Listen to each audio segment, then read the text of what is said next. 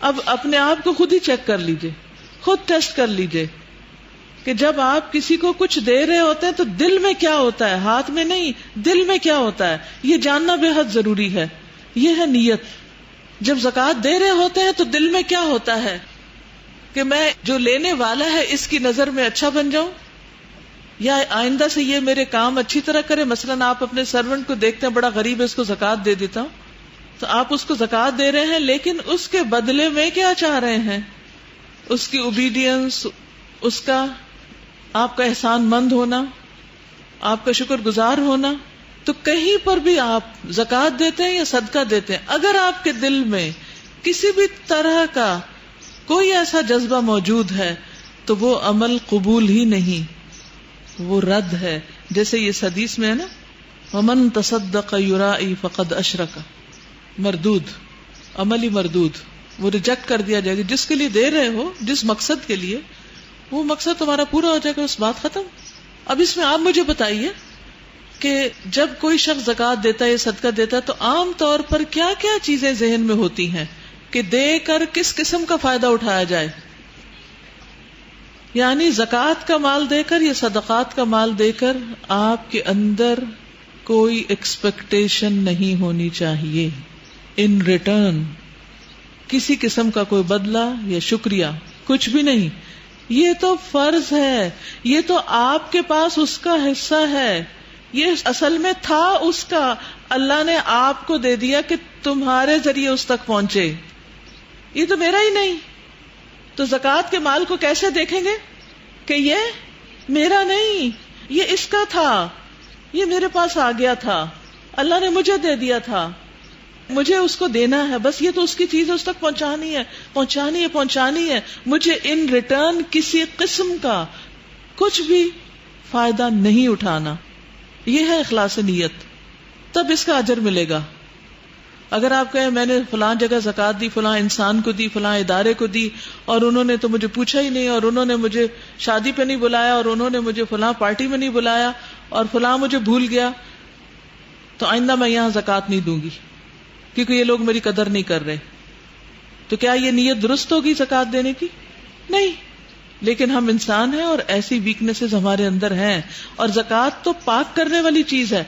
زکوٰۃ کے ذریعے ہی تو ہمارے اندر کی ان آلائشوں کی صفائی ہوتی ہے کہ جب انسان اتنا اپنے آپ کو ڈس ایسوسیٹ کر دے، یہ ہے ہی نہیں میرا، اللہ کا مال اللہ نے دیا اللہ کے بندوں کے لیے، اور میری سعادت کہ مجھ سے دلوایا، میری خوش قسمتی کہ مجھے اس قابل بنایا کہ میں دوں، اور میں اس سے کیا ایکسپیکٹیشن رکھتی ہوں اللہ تعالیٰ سے کہ وہ اس کو قبول کر لے.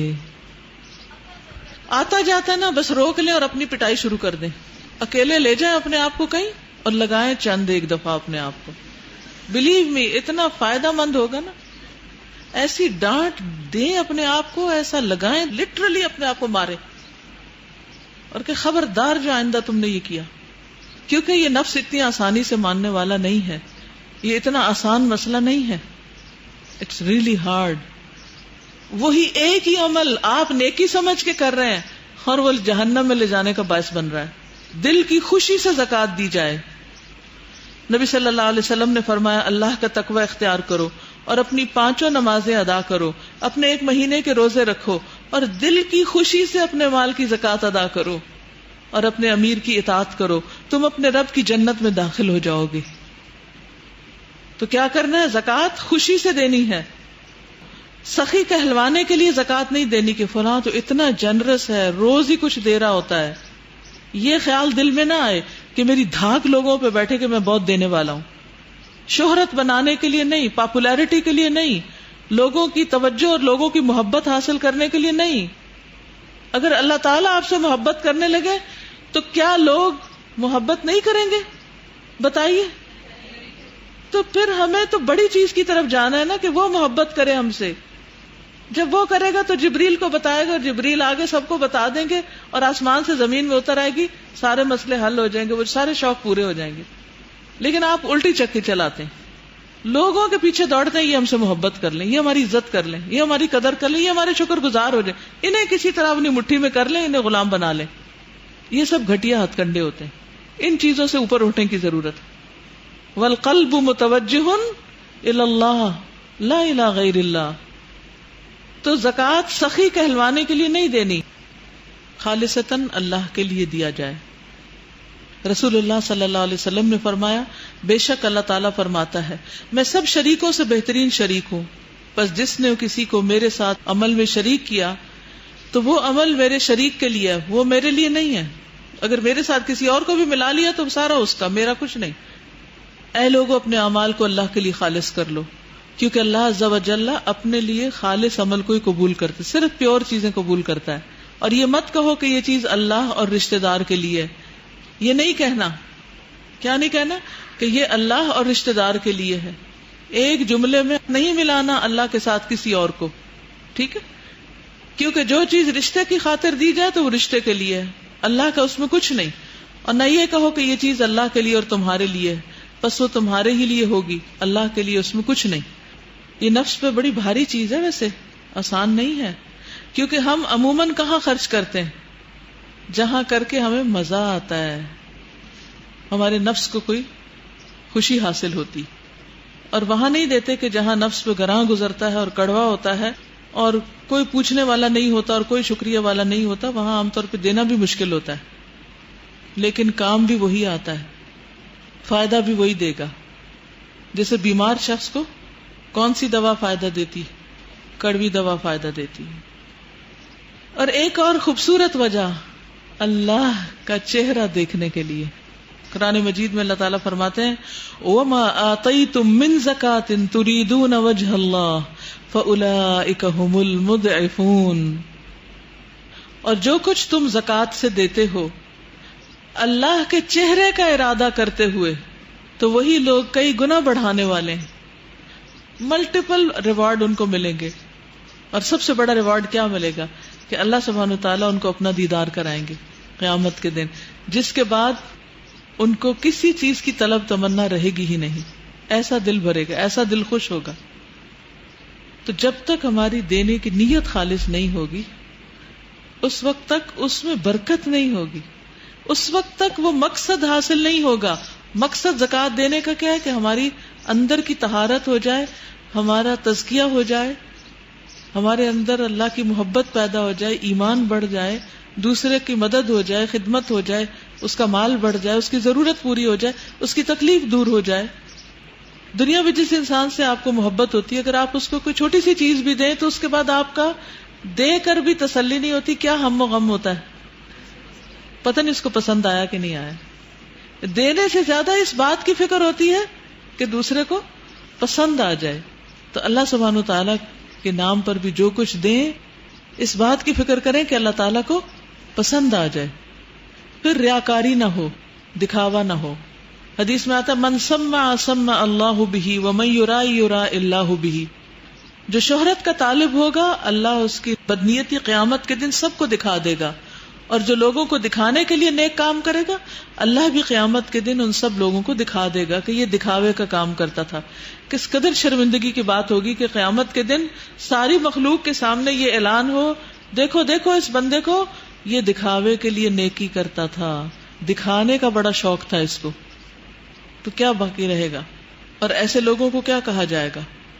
جب قیامت کے دن اللہ تعالیٰ لوگوں کو ان کے اعمال کا بدلہ دیں گے تو اللہ تعالیٰ ریاکاروں سے فرمائیں گے کہ ان ہستیوں کی طرف چلے جاؤ جن کے سامنے دنیا میں ریاکاری کرتے تھے، اور دیکھو تم ان کے پاس کیا بدلہ پاتے ہو۔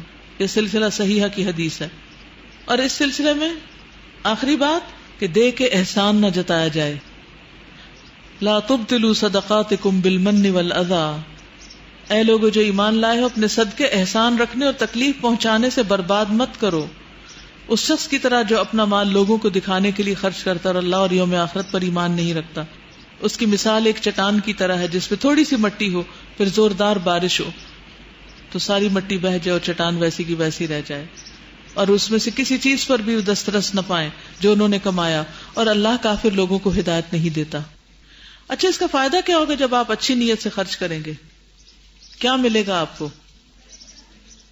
ایمان کی حلاوت، سویٹنس آف ایمان۔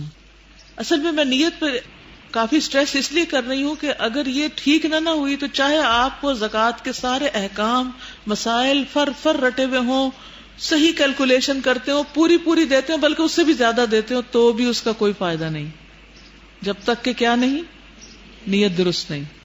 ذاتی مکان یا ذاتی مکان کی تعمیر کے لیے پلاٹ، یعنی آپ نے پلاٹ لیا کہ گھر بنانا ہے اس پہ، یعنی بیچنا نہیں، ذاتی استعمال کی اشیاء مثلا کار، فرنیچر، فریج، حفاظتی ہتھیار، گن وغیرہ یا مویشی خواہ کتنی ہی قیمت کے ہوں ان پر زکوٰۃ نہیں. چونکہ وسائل آمدنی یعنی زمین پر زکوٰۃ نہیں بلکہ وسائل آمدنی سے حاصل ہونے والی آمدنی پر زکوٰۃ ہے، لہذا کارخانے یا فیکٹری کی مشینری، ڈیری فارم کی مویشیوں اور کرائے پر دیے گئے مکانات وغیرہ پر زکوٰۃ نہیں ہوگی بلکہ ان سے حاصل ہونے والی آمدنی پر زکوٰۃ ہوگی. جیسے زمین پر زکوٰۃ نہیں بلکہ اس کی پیداوار پر زکوٰۃ ہے، سمجھ آ گئی؟ دکان پر زکوٰۃ نہیں بلکہ اس کے اندر پڑے مال اور اس کی آمدنی پر زکوٰۃ ہے. ٹھیک ہے، مکان کرائے پر دیا ہوا ہے، اس مکان پہ زکوٰۃ نہیں، اس کرایہ جب ہوگا اینولی آپ لیتے ہیں اس پر زکوٰۃ. وہ اشیاء جن پر زکوٰۃ واجب ہے، اب اس مال کی تفصیل ہے جس پر زکوٰۃ لگے گی. نمبر 1، الذهب والفضہ، سونا اور چاندی. سونے پر زکوٰۃ ہے. سونے کا نصاب 7.5 تولے یا 87 گرام 87 گرامز، اس سے کم پر زکوٰۃ نہیں. زکوٰۃ سونا یا سونے کی قیمت دونوں صورتوں میں ادا کرنا جائز ہے، چاہے گولڈ میں سے گولڈ نکال دیں یا اس کی قیمت دے دیں. سونے کی قیمت کا اندازہ موجودہ بھاؤ کے مطابق لگا کر زکوٰۃ دینی چاہیے. نہیں مثلا 1 سال پہلے آپ نے 40,000 تولہ کے حساب سے زیور خریدا، جب سال گزرا تو وہ 60,000 کا ہو گیا، اب زکوٰۃ کس حساب سے دینی ہوگی؟ 60,000 کے حساب سے. ٹھیک ہے. چاندی پر زکوٰۃ ہے. چاندی کا نصاب 52.5 تولے یا 612 گرام ہے، اس سے کم پر زکوٰۃ نہیں.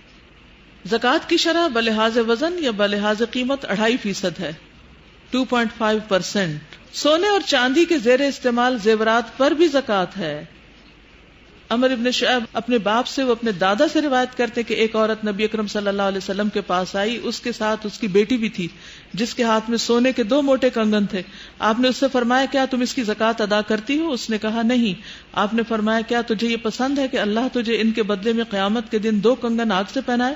اس نے یہ سن کر دونوں کنگن اتار کر آپ کی خدمت میں پیش کر دیے کہ یہ اللہ اور اس کے رسول کے لیے ہیں صلی اللہ علیہ وسلم. تو اس سے کیا پتہ چلتا ہے کہ آپ نے سارا سال چوڑیاں پہنی تو آپ یہ کہیں چونکہ یہ میں پہنتی رہی اس لیے اس پہ زکوٰۃ نہیں، اس پر بھی زکوٰۃ ہے، اور اس کی دلیل یہ حدیث ہے. دھات کے سکے، کوائنز، یہ کاغذ کی کرنسی چونکہ ہر وقت سونے یا چاندی سے تبدیل کی جا سکتی ہے، لہذا رائج الوقت کرنسی کا نصاب 87 گرام سونا یا 612 گرام چاندی، دونوں میں سے جس کی قیمت کم ہوگی اس کے برابر ہوگا، جس پر سال گزرنے کے بعد 2.5% کے حساب سے زکوٰۃ ادا کرنی چاہیے. مثلا بینک میں آپ کے پیسے پڑے ہوئے ہیں جس کی ویلیو 7.5 تولے سونے یا 52.5 تولے چاندی کے برابر ہے. اب آپ اس کو کس کے اگینسٹ لیں گے؟ چاندی آج کل سستی ہے تو چاندی کے اگینسٹ جس کی قیمت کم ہوگی. اب اگر کسی کے پاس بینک میں اتنے پیسے 1 سال تک پڑے رہے ہیں تو وہ کیا کرے گا؟ 2.5% زکوٰۃ دے گا. آپ نے ادھار دیا اور آپ کو پتا ہے مل جانا ہے، ابھی سال گزر گیا تو آپ بے شک پیسہ اس کے پاس ہے زکوٰۃ دے دیں گے اپنی، لیکن آپ کسی ایسے کو پیسہ دے کے پھنس گئے جو بینک کرپٹ ہو گیا، جو دیوالیہ ہو گیا، اور آپ کو پتا ہے یہ کبھی بھی نہیں واپس ملنے والا، اس کے اوپر آپ کو کوئی زکوٰۃ نہیں دینی. ٹھیک ہے. ایک اور صورت یہ ہے کہ ایک شخص جس کو آپ نے دیا اور پہلے کئی عرصہ لگا کہ اس نے دینا کوئی نہیں، پھر اچانک ایک دن لے کر آ گیا، پھر اب آپ کو صرف 1 سال کی دینی ہوگی. زکوٰۃ کے لیے ملکیت ہونا ضروری ہے. ٹھیک ہے، ملکیت ضروری ہے، اور ملکیت میں اگر وقتی طور پر آپ ڈس اون کر دیے جائیں تو آپ کی زکوٰۃ بھی ختم ہو جائے گی، لیکن اگر آپ کو دوبارہ مالک بنا دیا جائے تو دوبارہ زکوٰۃ شروع ہو جائے گی، اور اس دن سے ہوگی جس دن آپ کو دوبارہ مالک بنایا گیا. ٹھیک ہے. کبھی ایسے ہوتا ہے نا، سسرال والے ناراض ہو کر زیور لے لیتے ہیں اور پھر کچھ عرصے کے بعد واپس دے دیتے ہیں، تو جتنا عرصہ ان کے پاس رہا زکوٰۃ آپ پہ نہیں، جس دن سے آپ کو دوبارہ مل گیا آپ پہ زکوٰۃ پڑ گئی. یعنی اب ایک تیسری چیز ہے، ایک تو تھا سونا، بات آسان ہے، واضح ہے. دوسری ہے چاندی، دونوں کو ملایا نہیں جائے گا. تیسری ہے روپیہ پیسہ، اس کو کس کے ایکول کر کے دیں گے؟ چاندی کے. اب ہے مال تجارت، یعنی آپ نے جو انویسٹمنٹس کی ہوئی ہیں، چاہے پیسے کی شکل میں، چاہے آپ کے دکان میں رکھی ہوئی چیزیں ہیں، تو ان کی آپ جو قیمت خرید ہے اس کا کیلکولیٹ کر کے اس کے مطابق آپ زکوٰۃ نکالیں گے. جو شیلف پہ چیزیں رکھی ہوئی، لیکن شیلفوں کی زکوٰۃ نہیں ہے، جو پنکھا لگا ہوا اس کی زکوٰۃ نہیں ہے، جو کارپیٹ بچھا ہوا اس کی زکوٰۃ نہیں.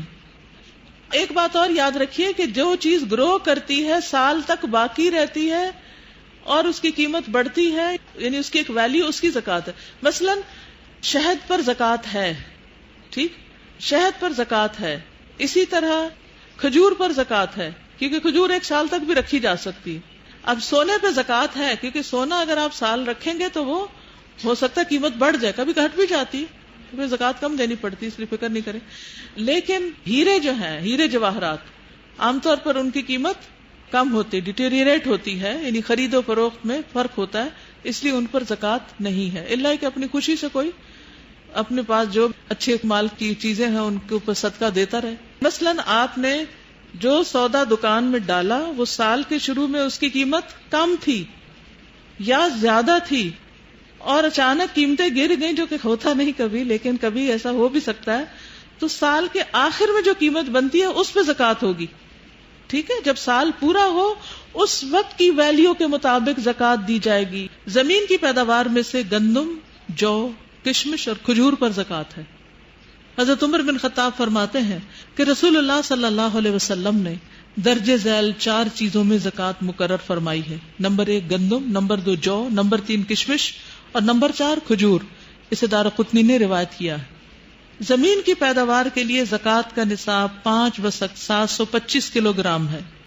اگر 720 کلو گرام ہے تب بھی زکوٰۃ نہیں. اگر 1 کلو بھی کم ہے تو نہیں ہوگی، اور اگر 1 کلو بھی زیادہ ہو گئی تو آپ کی زکوٰۃ پڑ جائے گی. اس وقت پریشان نہیں ہونا چاہیے، خوش ہو جانا چاہیے کہ شکر ہے ہم دینے والوں میں سے.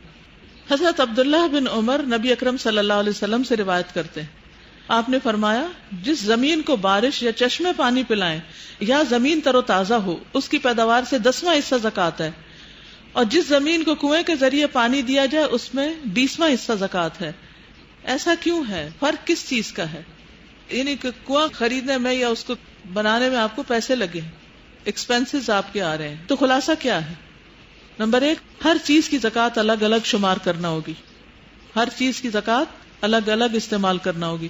سونا، چاندی، اونٹ، بکریاں اور کرنسی، اس میں سے ہر چیز الگ الگ اپنے نصاب پر پوری اتر جائے تو اس چیز کی زکوٰۃ واجب ہوگی. ٹھیک ہے، کرنسی کو الگ ہی رکھا جائے گا.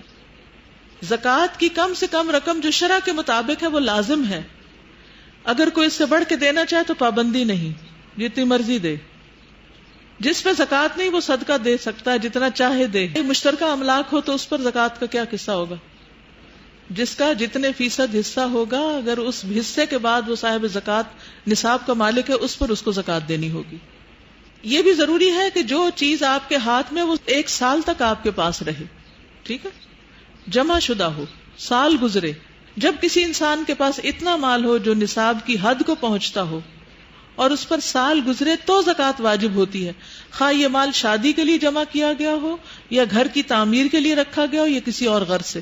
مثلا آپ پیسے جمع کر رہے ہیں بینک میں رکھے ہوئے کہ مثلا 1 کروڑ جمع ہو جائے تو پھر آپ مکان بنائیں گے، تو ہر سال اس کروڑ پر زکوٰۃ آئے گی جب تک آپ اس کا مکان بنا نہیں لیتے. سونے اور چاندی کے زیر استعمال زیور پر بھی زکوٰۃ ہے. ام سلمہ کہتی ہیں میں سونے کا اوزا ایک زیور پہنا کرتی تھی. میں نے پوچھا یا رسول اللہ کیا یہ بھی کنز کی تعریف میں آتا ہے؟ یعنی سونے کا زیور جو پہنتی تھی اس کے بارے میں انہوں نے پوچھا.